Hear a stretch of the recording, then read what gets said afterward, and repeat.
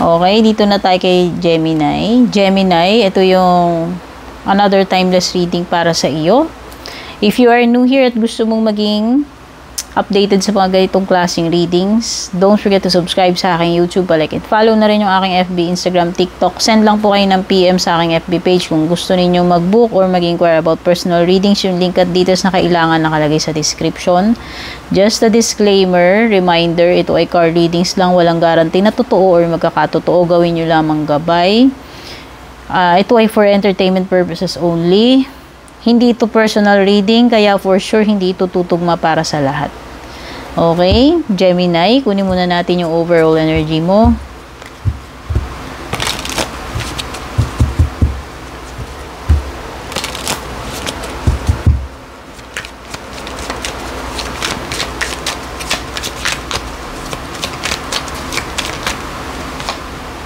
You have the Ten of Wands. Naku, na-overwhelm ka, Gemini. Dami mo sigurong mga pasanin, problema, obligations. Okay?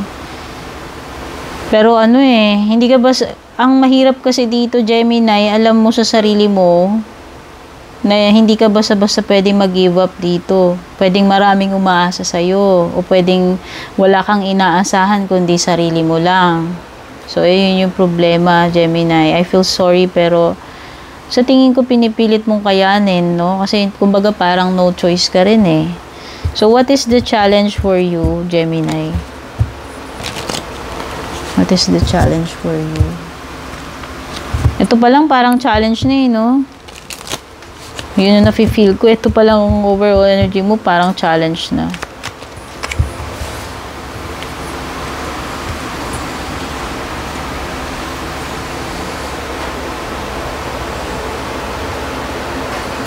Okay. So, parang ang nafe-feel kong challenge mo dito is parang there are things or people in the past na kahit gustuin mo man na bumalik sa buhay mo, pwedeng wala na sila dito sa mundong ibabaw.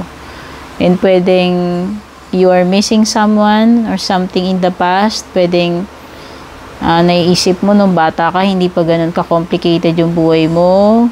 Or pwedeng namimiss mo yung loved one na wala na dati-dati siya yung laging kasama mo or siya yung laging tumutulong sa iyo. Okay, so the thing here, pwedeng iba sa inyo or another story ito. Pwedeng, the challenge for you, Gemini, is hindi mo ma-let go itong past. Kung ano naman itong tinutukoy about the past. Kung meron ka mang trauma in the past na nangyari or mga magagandang relationships in the past, memories, yan. Pwedeng yan yung hindi mo ma-let go. And every time na bumabalik sa iyan, inananariwa sa iyo yung mga memories.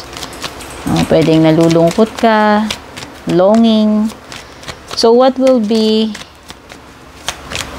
the next thing for you, Gemini? You have the Three of Cups. There is a lot of things to celebrate for Gemini sa buhay mo. Dapat lagi mo isa-isip yun. Maliit na bagay, malaking blessing na natatanggap mo, you have to be thankful and grateful at i-celebrate mo yan. Maliit na success, maliit na na-accomplish mo, i-celebrate mo yan. So, ang nakikita ko is meron celebration.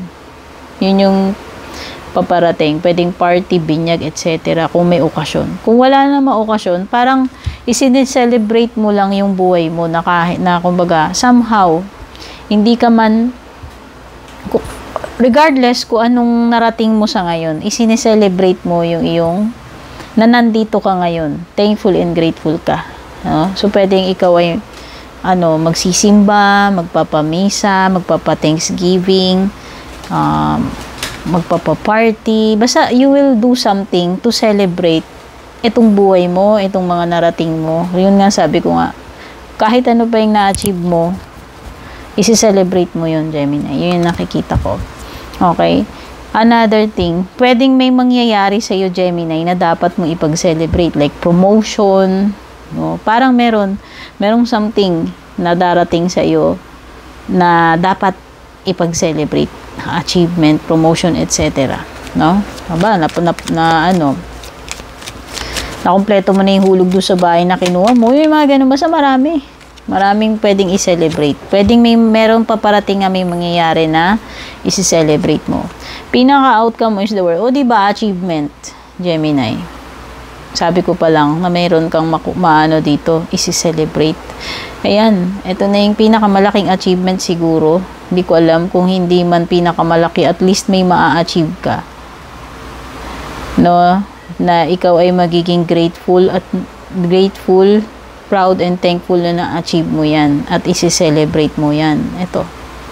Ito na yun. Ito na yung completion ng trabaho mo. Ito na yung masterpiece mo. Nabuo mo na siya, na-kompleto mo na, na-achieve mo na, natapos mo na.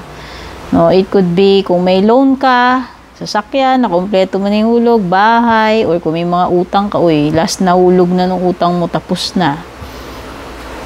O kung may anak ka, ito na yung huling year niya sa college. Ibig sabihin, matatapos na yung pinapaaral mo, lahat na paaral mo na. O yung mga ganun tipo. O diba? Ayan. Basta meron ka ditong material na bagay man itong achievement na ito o hindi. Ha? Hindi naman lahat ng achievement ay may kinalaman sa mga possessions, yung mga bagay, no? Pwedeng hindi material. No? Halimbawa, naka-move on ka na, yun, achievement yun. Naka-move on na ako dun sa trauma ko sa past, naka-move on na ako dun sa abusive na relationship namin, naka-alpas na ako dun yun, or na-survive ko yung cancer, or na-survive ko yung ganito, ganyan, yun. Marami. So, examples lang yung mga binibigay ko sa inyo. So, bahala na kayo kung ano yung nagre-resonate. Basta meron kang achievement at meron kang isa-celebrate dyan, Gemini. Something to be thankful and grateful for. And to be proud for, of course. Kasi achievement mo yan eh. So, ano naman when it comes to your love life?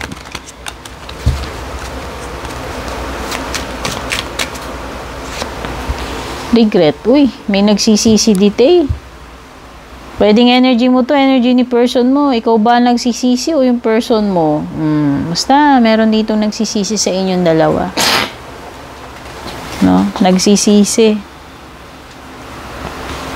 Sising-sisi ang energy nitong person na to. Ikaw man yan o yung person mo. Ano pa? Ano pa yung pwedeng paparating sa iyo? Shield. You need to defend yourself. Tao man ito, sitwasyon, o pangyayari, kailangan mo protektahan yung sarili mo, Gemini. Depensahan mo yung sarili mo dito. Pwedeng yan.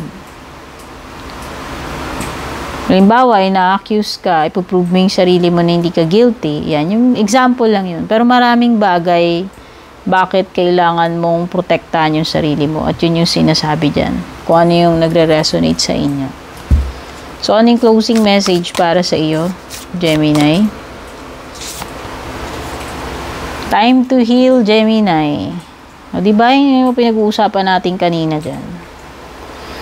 Okay, so ito na yung time. Siguro iba sa inyo naka-recover na o nasa 75% fully recovered na kayo. Congratulations kasi may progress pa rin. So at least, andun na kayo. Kung hindi man kayo totally healed, 100% na magaling na, is malapit na. Okay? I-celebrate mo yan, Gemini. Thank you so much for being here, Gemini. Kung nagustuhan mo, don't forget to like and share. Take care and God bless.